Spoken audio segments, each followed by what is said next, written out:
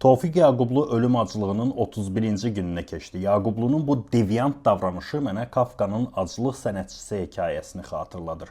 Bugün biz məhz bu hekayədəki kimi aclıq sənətçisinə qarşı etinasız və laqeyd münasibət göstəririk. 10 il əvvəl belə aksiyalar toplumda qismən əks-səda yaradırdı. Sənətçilər belə səslərini çıxarırdı. Yaqublu qəfəsdəki tamaşası ilə Azərbaycandakı siyasi atmosferin son 10 ildə gəldiyi yeri göstərir. Bəli, tanıyanlar bilir.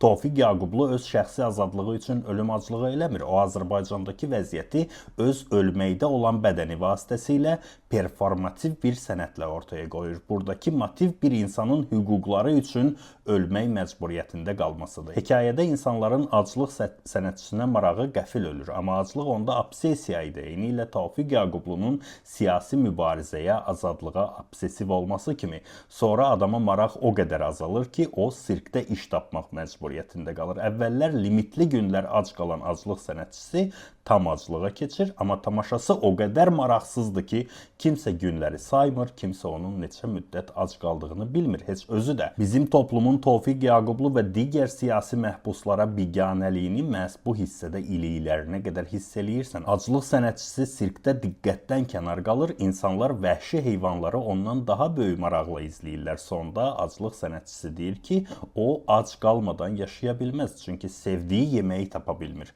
Tofiq Yaqublunun axtardığı yemək də azadlıqdır və onu tapmadığı bir dünyada yaşamaqdan imtina eləyir. Amma aclıq sənətçisini də, Tofiq Yaqublunu da öldürən ictimai səssizlik, biganəlikdir, aclığın özü yox. Aclıq sənətçisi ölür və onun yerinə panter qoyurlar. Hamının diqqətini çəkəcək bir əyləncə. Tofiq bəyin bu klassik aclıq atraksionuna da bilet almırıq, çünki bizim daha əyləncəli tamaşalarımız var.